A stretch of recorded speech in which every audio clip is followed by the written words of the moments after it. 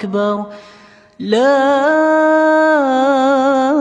إله إلا الله والله أكبر الله أكبر ولله الحمد الله أكبر الله أكبر الله أكبر لا إله إلا الله والله أكبر الله أكبر ولله الحمد الله أكبر الله أكبر الله أكبر لا إله إلا الله والله أكبر الله أكبر ولله الحمد الله أكبر الله أكبر الله أكبر لا إله إلا الله والله أكبر الله أكبر ولله الحمد الله أكبر الله أكبر Dalam perkiraan kami harap seluruh panitia sudah berada di tempat 15 menit sebelum penyembelihan hewan kurban dengan membawa peralatan yang diperlukan seperti pisau, bawa kampak dan lain-lain. As-salatu jami'ah As-salatu jami'ah Sallu sunatan ya'idil adha Ya ma'asyaral muslimin Wa surratal mu'minin rahimakumullah La ilaha illallah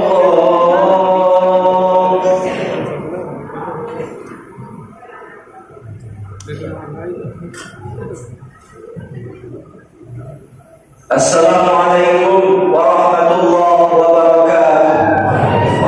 Allahu akbar, Allahu akbar, Allahu akbar walillahil hamd. Hadirin kaum muslimin, jamaah salat Idul Adha yang dirahmati Allah Subhanahu wa taala. Alhamdulillahirabbil alamin. Segala puji bagi Allah Subhanahu wa taala. Di pagi hari yang mulia dan penuh berkah ini, kita berkumpul di masjid ini untuk melaksanakan sholat Idul Adha. Baru saja kita laksanakan ruku, sujud sebagai bukti perasaan bahwa kita adalah makhluk Allah Subhanahu wa taala. Kita agungkan namanya, kita gunakan takbir, tahmid, tasbih dan tahlil sebagai pernyataan dan pengakuan atas segala keagungan Allah Subhanahu wa taala. Takbir yang kita ucapkan bukanlah sekedar gerak bibir tanpa arti, tetapi merupakan pengakuan bahwa kita semua mengagungkan Allah Subhanahu wa taala, menggetarkan jiwa hamba yang beriman kepada Allah Subhanahu wa taala bahwa Allah Maha Besar, Allah Maha Agung, tiada yang patut disembah kecuali Allah Subhanahu wa taala. Ada beberapa peristiwa penting yang tidak bisa lepas dari hari raya Idul Adha. Kedua peristiwa tersebut adalah ibadah haji dan kurban.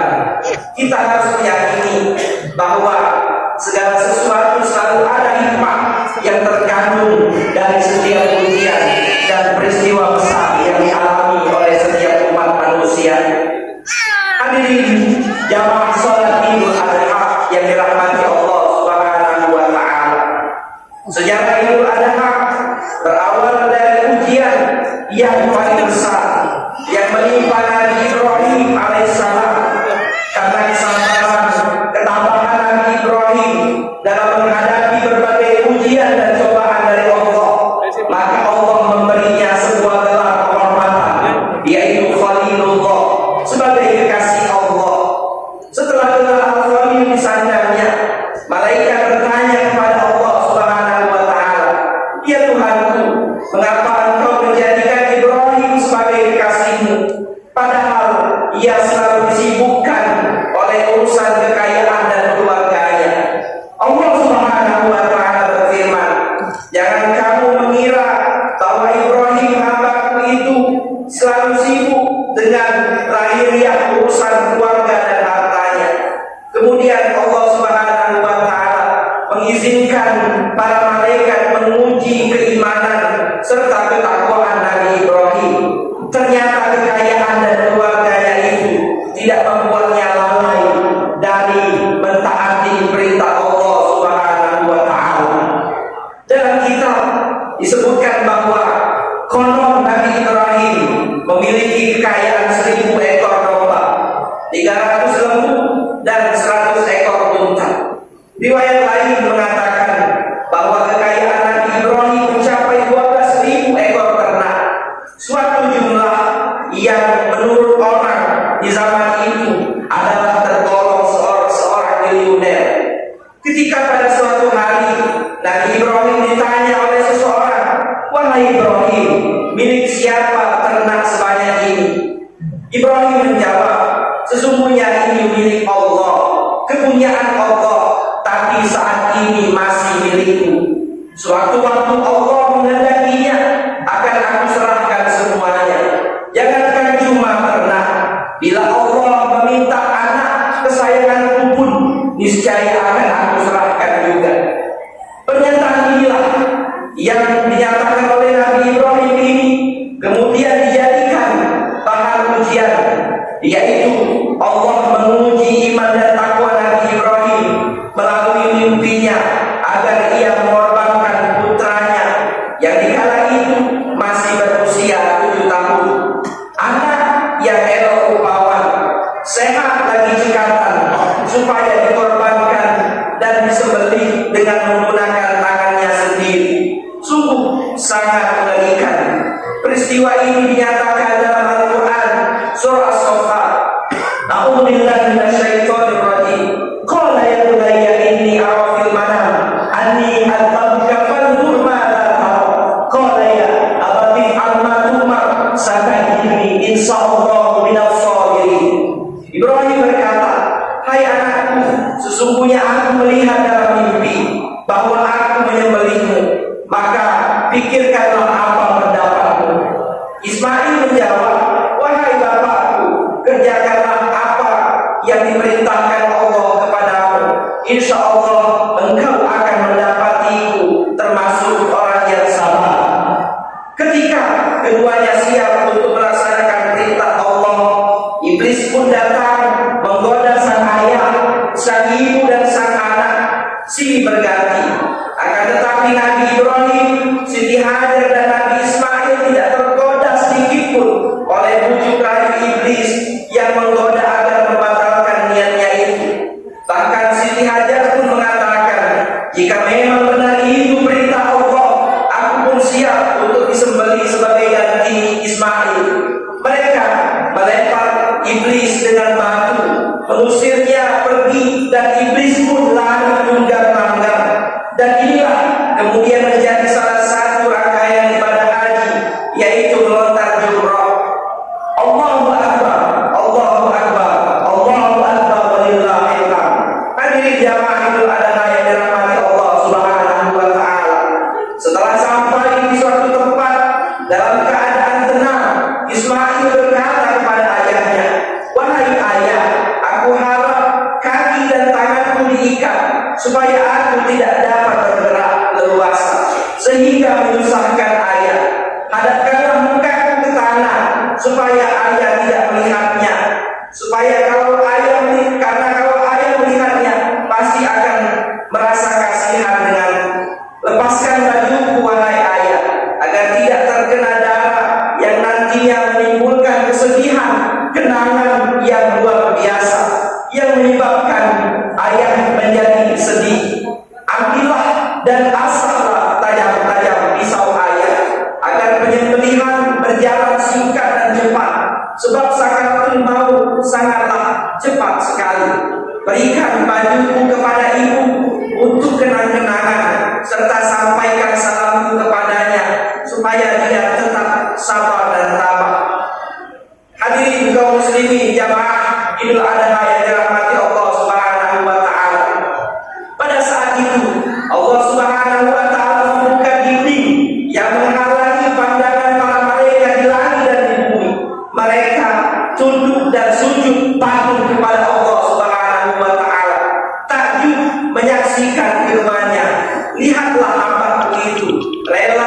senang hati menyembelih anak seorang putranya sendiri dengan pisaunya sendiri karena semata-mata untuk memperoleh keridhaan dari Allah Subhanahu wa taala.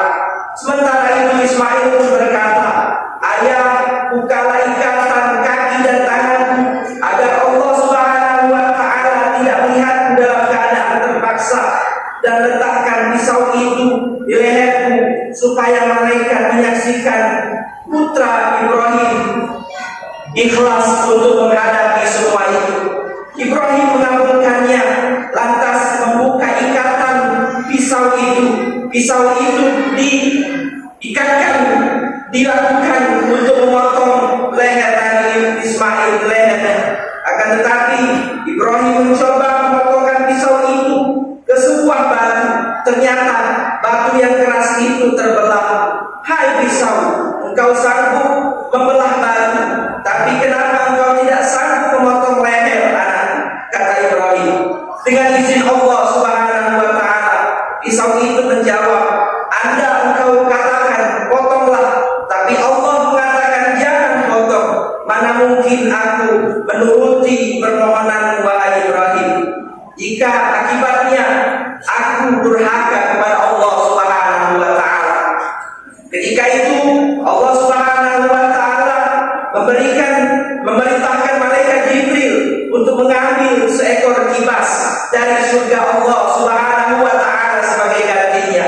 Dan Allah Subhanahu wa taala berseru dengan firman-Nya, menyuruh menghentikan perbuatannya. Tidak usah diteruskan perbuatan wahai Ibrahim untuk memotong leher anakmu.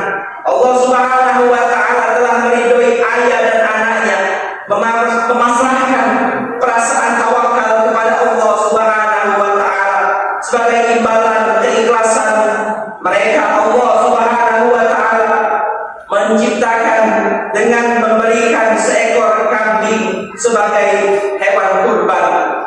Menyaksikan peristiwa penyembelihan tragedi yang penuh bersejarah ini yang tidak ada tandingannya dalam sejarah umat manusia, malaikat Jibril menyatakan ketaatan kepada mereka semua.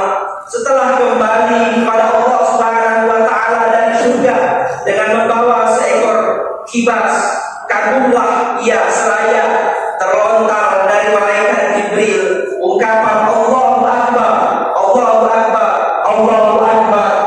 Nabi Ibrahim pun meneruskan la ilaha illallah wallahu akbar.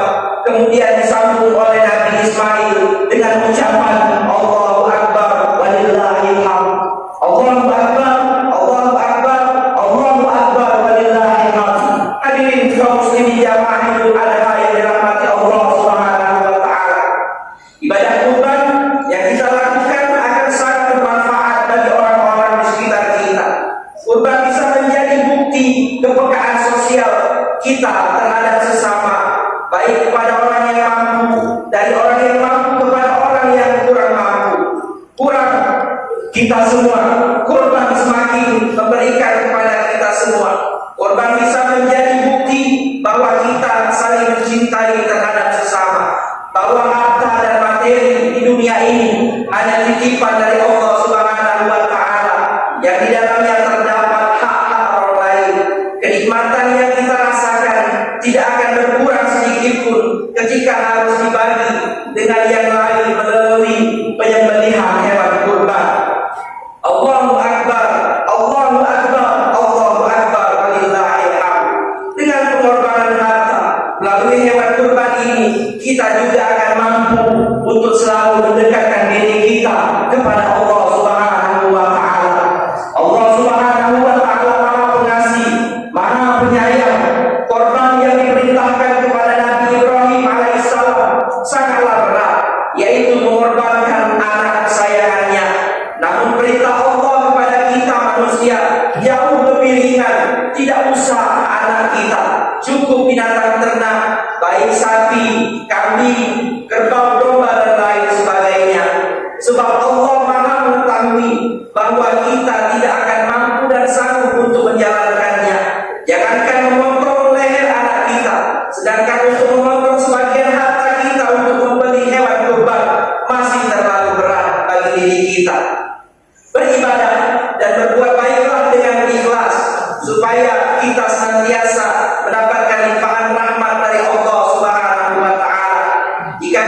melihat sebuah semut terpeleset jatuh ke dalam air, maka angkat dan tolonglah.